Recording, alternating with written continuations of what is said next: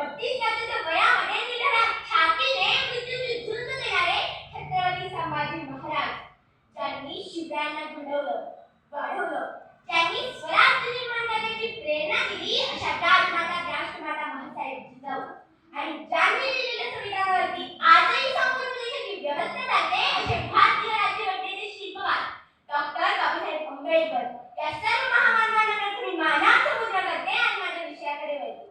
महाराष्ट्र हा जिजाऊंच्या संस्कारांचा, शिवरायांच्या विचारांचा, शाहूंच्या पराक्रमाचा महाराष्ट्र. शाहूंच्या दुर्गम लढ्यांचा, बाबासाहेबांच्या लेखणीचा, अण्णाभाऊ साठेंच्या लोककलेचा वारसदार म्हणजे माझा महाराष्ट्र. कष्टकरी शेतकऱ्यांचा,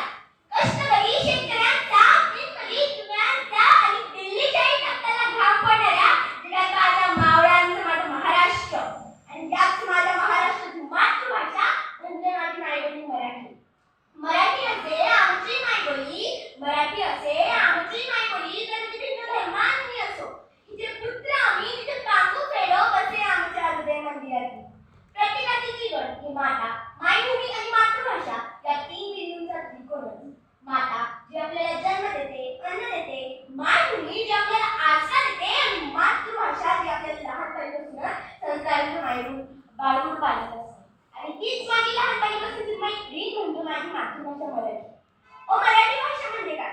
तर ज्ञानेश्वरांनी रुजवली ती भाषा मराठी, शिवरायांनी टिकवली ती संस्कृती मराठी. ज्ञानेश्वरांनी रुजवली ती भाषा मराठी, शिवरायांनी टिकवली ती संस्कृती मराठी. संतांनी वाढवला तो वाण मराठी आणि आमचा अभिमान म्हणजेच मराठी आणि आमचा अभिमान म्हणजेच मराठी. पण आज त्याच मराठी भाषेची काय अवस्था आहे. आज एखाद्या विद्यार्थ्याला जर गडकरींच्या नाटकाचं नाव विचारलं तर धडाधडा बघता आणि बोलते, आणि जर तेच गडकरींच्या नाटकाचं नाव विचारलं तर नाकार देते. आणि हीच आज दुर्दैवाची गोष्ट आहे. आज मराठीतून शिक्षण देणे याला मागासलेला समजला जातो. मी म्हणत नाही की तुम्ही मुलांना इंग्रजी शिकू नका, मराठी शिकवा, पण जरी ज्ञानाचा खजिना हा इंग्रजीत असला तरी सुद्धा स्वभाषेत शिकून आपण कर्तृत्वान होऊ शकतो.